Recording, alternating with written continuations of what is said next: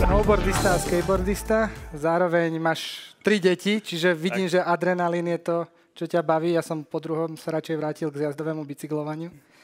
Ale zároveň si partnerom v firme Simloop a si taký ten fundovaný architekt. Takže vítam ťa a môžeme si sadnúť. Ďakujem za privítanie a som rád, že nás vyťahol z tej našej delivery jaskyne na takýto pekný event na štadióne. A aby sme mohli troška porozprávať aj koncepčne. Dobre, ale vráťme sa k názvu tvojej prezentácie, ktorá sa volá, že there is no free lunch. Tam bol obed zadarmo. Dúfam, že si niekde nechal v miske. No, ale losos došiel, no. Takže, ale dobre. Bol dobrý a zadarmo. Dobre, tak skús povedať, že aký príbeh je za týmto obedom zadarmo. Dobre. Čiže ako Peťo spomínal, bolo tu povedaných niekoľko takých pojmov, ktoré sa momentálne predávajú a vysvetľujú či už biznisu a rôznym stakeholderom.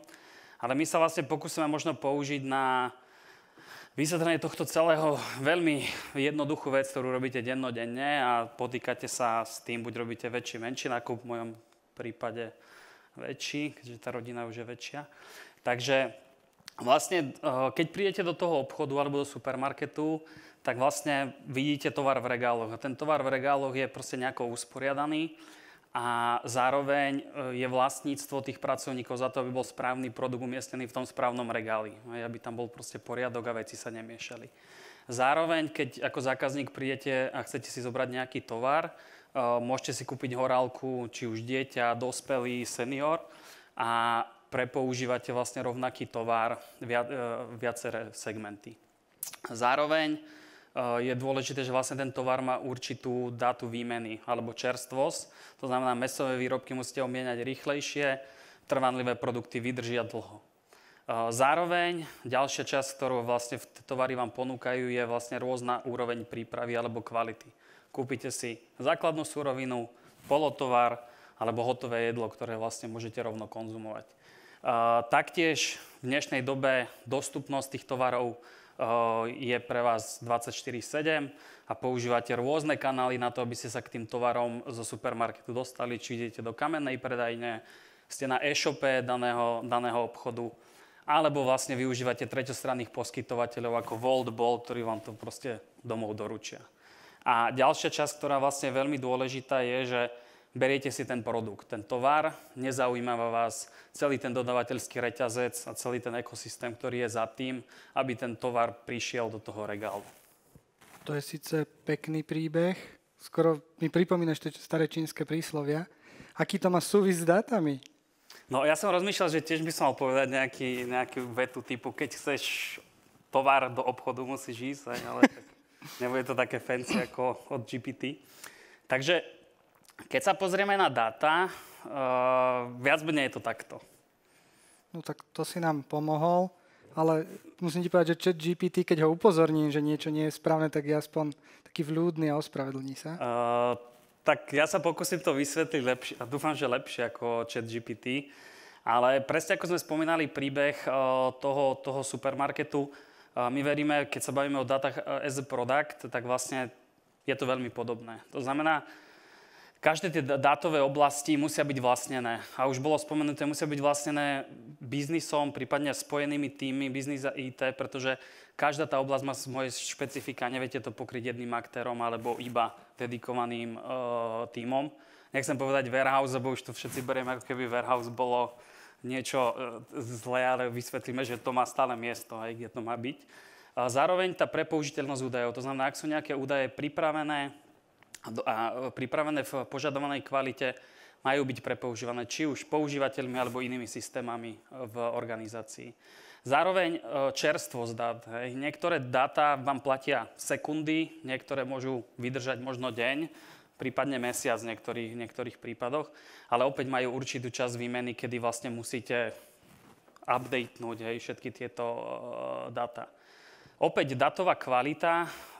Tie dáta máte k dispozícii podobne ako s tými tovarmi v rôznom spracovaní. To znamená, máte tie dáta, ako nazveme surové, napríklad v modeloch tých zdrojov, alebo proste konsolidované, ktoré už vám poskytujú predpočítané biznis parametre a viete to vlastne používať na ďalšie procesy, ktoré v organizácii vykonávate. Dátová dostupnosť, opäť tie dáta sú poskytované cez určitú úroveň SLAčky a vieme, že keď sa bavíme o napríklad digitálne operatívnom svete, tá SLAčka je tam naozaj 24/7 a kvalita musí byť vysoká. Keď sa bavíme možno o oblasti dátovej vedy a nejakých testovaní hypotéz alebo sandboxingu, tá SLAčka napríklad môže byť nižšia. A opäť data delivery, preto to vlastne máme aj nakoniec a preto je to vlastne zabalené v celom tom koncepte data as a product. Vás to nezaujíma. Vy chcete tie dáta v tej kvalite, ktoré potrebujete, ale to, že za tým beží extrakcia, ETL-ko, streaming, transformácia, to vám je jedno. Aj to má byť vlastne súčasťou toho black boxu, ktorý je skrytý za tým produktom. Tak toto vysvetlenie už bolo oveľa lepšie, ale ja som hovoril hneď na začiatku taký ten príklad, že dáta často nesplňajú možno tieto atribúty. Ty máš skúsenosti s mnohými implementáciami dátových architektúr. Kde dnes sa väčšina tých, alebo kde sa tie organizácie, v ktorých pôsobíš, nachádzajú? Dobre, ja by som ako k tomu, že máme ten pohľad asi na ten budúci stav a presne sú tie veľké knihy, videá a teda, ale myslím si, že tá realita, ja teraz, keď sa porovnám s Peťom, my pochádzame vlastne z toho bojoviska, alebo jak to nazvať, z frontu. Takže naozaj my vidíme, čím tí zákazníci čelia a vidíme, že viac menej tie dáta, či už keď sú spracovávané, fungujú v nejakých heterogénnych silách s tým, že vlastne sú prepoužívané do malej miery a vlastne každý ako keby sa hrá na vlastnom piesku s tým, že keď toto sa deje, že napríklad pripravujeme údaje o zákazníkovi, ktoré ako keby neprepoužíva viacero častí organizácie alebo viacero systémov, zase tie základné kmeňové údaje sú spracovávané, rozširované v ďalších silách a vedie to vlastne k redundancii tých údajov a zároveň na konci dňa to vedie k tomu, že každá ďalšia, či už regulatórna požiadavka alebo biznis požiadavka musí byť realizovaná na viacerých frontoch. Dobre, takže už si nám povedal, kde často sme, kde by sme sa chceli dostať. Vidíš aj nejakú cestu, ako sa tam dostať? Lebo keď diskutujem s mnohými, tak počúvam také, daj si Kafku, všetko ti vyrieši. Použite BigQuery a máte vystarané, alebo musíte koncept API e-commerce. Proste nejaký platforma alebo niečo, čo mi to vyrieši? Tak na to, aby sme ešte prvé, že odpovedali na túto otázku, by sme sa museli prvý pozrieť na ten, lebo sa pozrieme na ten charakter tých datových požiadaviek. Hej? A viac menej každá tá organizácia vlastne riešite ako keby 3 také základné oblasti. Hej? Prvá tá oblasť je či už oblasť digitálu a nejakej zákazníckej obsluhy, kde viac menej potrebujete pripraviť operatívne dáta, či už kmeňové, behaviorálne, transakčné v kontexte toho zákazníka a vlastne priviesť ich do zákazníckych procesov čo najskôr, aby ste vlastne vyriešili ten jednotný case alebo toho jedného zákazníka. Zároveň všetci vieme, že fungujeme vlastne v regulovanom prostredí, kde stále budú požadované či už nejaké vypočítané parametre alebo nejaké regulatórne reporty na nejakej periodickej báze, ktoré proste treba pripraviť, odreportovať, prípadne je nad tým potom napojený ďalší analytický reporting a procesy, ktoré s tými dátami fungujú. No a tá tretia oblasť, ktorá vlastne rastie a kde vlastne sa chceme všetci posúvať, je vlastne oblasť datovej vedy, kde viac menej tá rýchlosť není až taká dôležitá, ale ten rozsah dát, kde vlastne pracujete nad obrovským datasetom, či už interným, externým, vedie k tomu, že vlastne máte možno aj dáta s oneskorením, ale na to, aby ste otestovali hypotézy, identifikovali nejaký pattern, ktorý sa dá následne operacionalizovať, vám stačí. Už ten názov prezentácie prezrádzal, že asi to nebude také jednoduché, že dám Kafku a mám vystarané, ale predsa len neexistuje niečo, čo by to riešilo? Bohužiaľ nie a opäť keďže sme to tu mali dneska o tých príbehoch, tak my si povieme zase troška iný príbeh. A presne keď sa pozrieme na tú oblasť, ktorú sme spomínali predtým, keď si predstavíme svet toho BI, tak si to predstavíme ako nákladnú loď, ktorá vie previesť obrovské množstvo kontajnerov, ale proste je pomalá. Hej, na to, aby to celé doručilo, aby to prišlo do toho cieľa, to nejako trvá. Zároveň na druhej strane tá oblasť digitálu a zákazníckej obsluhy je vlastne vrtuľník. On potrebuje doručiť rýchlo tie údaje na to, aby ste obslúžili konkrétneho zákazníka a aby ste správne ako keby predali produkt alebo vyriešili jeho potrebu. A teraz, keby sme sa snažili vlastne tej nákladnej lodi pridávať rýchlosť s tým nákladom, ktorý má, riskovali by sme vo veľkej miere haváriu alebo že proste sa to nezvládne. Zároveň vieme ohnúť ten vrtuľník na to, aby preniesol, dajme tomu, jeden ten kontajner, ale zase budete limitovaní kapacitou, lebo viacej nezvládze a zároveň ho spomalíte. Hej? A mimochodom, taký vrtuľník aj existuje, aj kopu takých obrázkov na Google, takže je to celkom zaujímavé prirovnanie.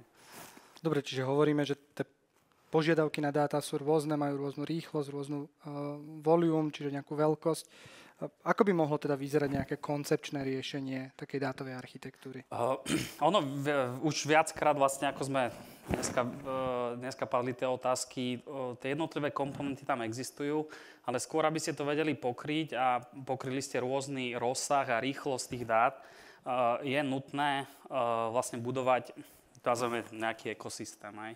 A ten vlastne ekosystém pozostáva z takých nejakých troch pilierov alebo troch kolies, kde vlastne v prvom klastri sa snažíme obslúžiť ten operatívny svet, to znamená real-time processing, streamingové platformy, prípadne nejaké scoringové enginy, ktoré vedia s tými datami on the fly pracovať, nejaké real-timeové datové úložiska, ktoré musia vzniknúť na to, aby ste tie dáta vedeli sperzistentniť. A v tejto domene primárne sa bavíme o APIčkách, eventoch a o tom, ako zaintegrovať ten operatívny svet. Druhá tá oblasť je vlastne oblasť, ktorá nám bude adresovať to periodické spracovanie. To znamená, máme vždy na báze nejakej periodicity pripraviť data, pripraviť reporty, prepočítať nejaké regulatórne alebo finančné štatistiky nad celým portfóliom. A na to nám vlastne slúži ten klaster, kde sú veci ako warehouse, datamarty, batchové kalkulačné engine. Čiže opäť je to vec, ktorá je a bude existovať a je súčasťou vlastne toho ekosystému. A tretia oblasť je vlastne tá oblasť discovery, kde sa snažíme ako keby posúvať sa dopredu v dátovej vede a učiť sa, kalibrovať modely a identifikovať paterny, ktoré vieme potom následne operacionalizovať v tom operatívnom svete. Takže tu veci, ako ak si počuli Sandbox, Model Factory a takéto ako keby platformy sú práve využívané na budovanie tejto časti ekosystému.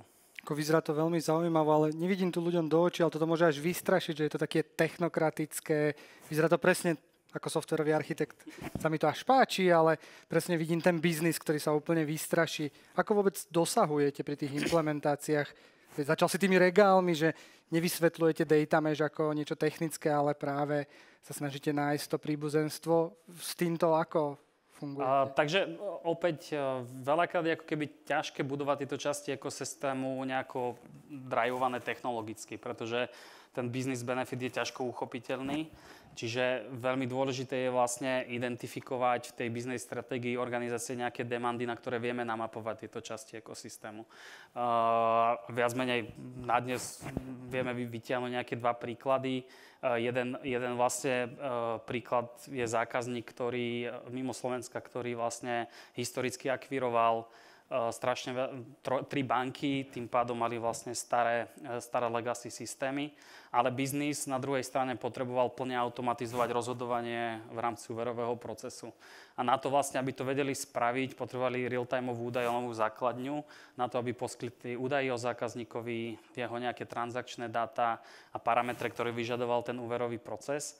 A v prípade tohto tu sa vlastne celý ten topik toho real-timeu alebo tej oblasti real-timeu zavesil rovno na biznisovú tému.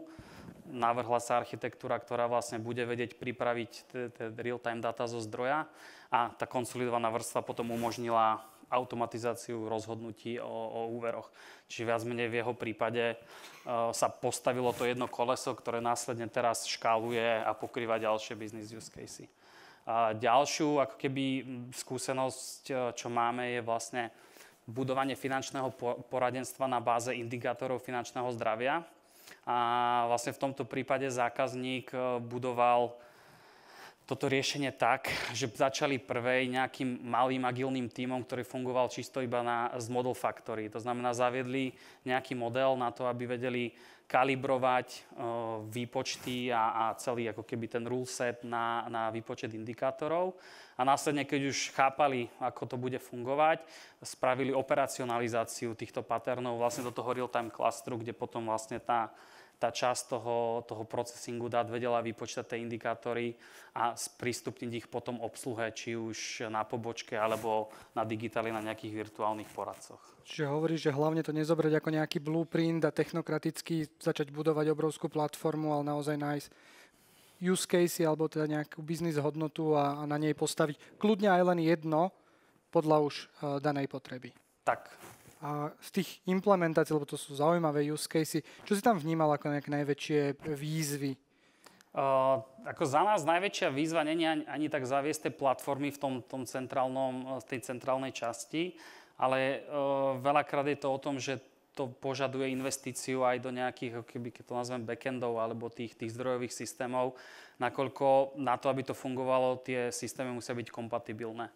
A veľakrát vlastne, keď sa vyhodnocuje ako keby tá feasibilita alebo akou cestou ísť, tak sa vyhodnocuje aj to, ako my vlastne zmodernizujeme. Hej? Ako nemá každý, my sme teraz pred mesiacom nasadili nový core moderný, tam to majú easy, ale nie každý vie ako keby sa pripojiť do toho ekosystému. Čiže veľakrát prichádza na stôl tá otázka, tak ako ideme rozvíjať tie backendy na to, aby sme sa tam vedeli napojiť. Modernizovať nejakým postupným krokom, alebo zahodíme, zavedieme nové. A to je veľakrát aj to prekvapenie, ktoré potom tých zákazníkov čaká, že aha, chceme to v strede, ale musíme si spraviť nejaké základné prípravné práce na tých zdrojoch.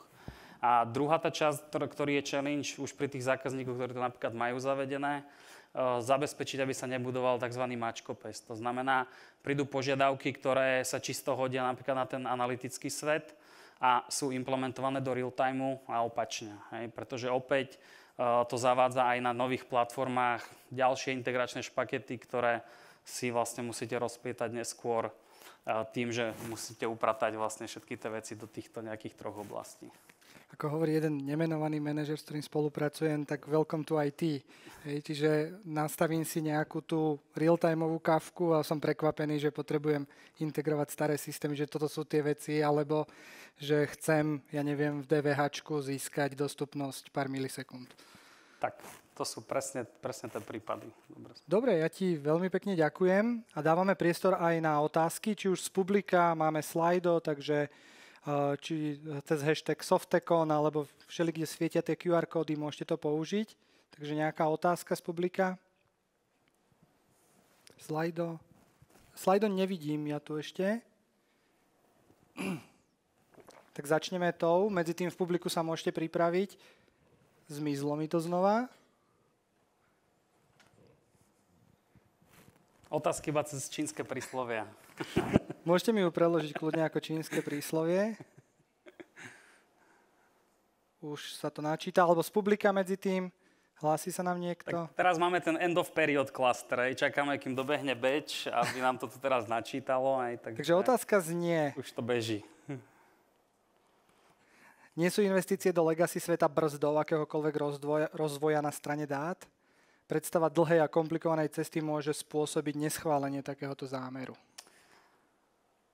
No, ako ono viac menej určite tá časť upratania toho legacy svetu spomaľuje, hej, ako keby tú časť. A opäť je to o tom, ako je tá organizácia pripravená. To znamená, ak už si prešla cestou nejakej modernizácie, komponentizácie alebo modularizácie tých backendov, prípadne zahodila, zaviedla nové, je určite ich time to market na tieto nové platformy z ekosystému je výrazne akože iný, čiže je to rýchlejšie. Keď viac menej zavedením ako ten príklad Kafky alebo nejakých iných častí je potrebné doimplementovať adaptéry, vyladiť vlastne celý ten event processing z tých backendov, tak je to vec, ktorá spomaľuje tú časť. Ale opäť veľakrát, ako keby keď tú investíciu raz spravíte na úrovni tých zdrojov a je postavená tak, že je prepoužiteľná, tak viac menej ďalšie tie business use case viete na tom škálovať a budovať ďalej.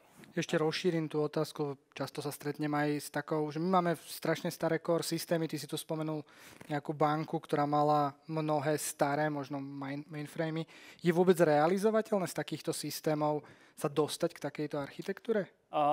Tak ono treba si uvedomiť, že aj tí providery mainframe systémov nespia a oni vidia, ako ide ten trend, čiže keď sa bavíme o nejakých mainframe systémoch, ktoré dodávalo napríklad Software AG a tieto tu staré platformy, oni veľmi radi predávajú za veľmi pekné ceny všetky tie adaptéry, ktoré viete potom napojiť do Kafky a inde. Takže oni ako keby sledujú ten trend a vedia to poskytnúť, ale opäť je to tej investícii, ktorú musíte spraviť. Hej. Čiže technologicky je to možné, stojí to niečo. Dobre, ešte dám jednu. Neoplatí sa radšej pár technológií a fancy hype stratégií preskočiť, veď aj tak príde niečo, čo bude smerovať zase niekam inám. Opäť, dobrá otázka.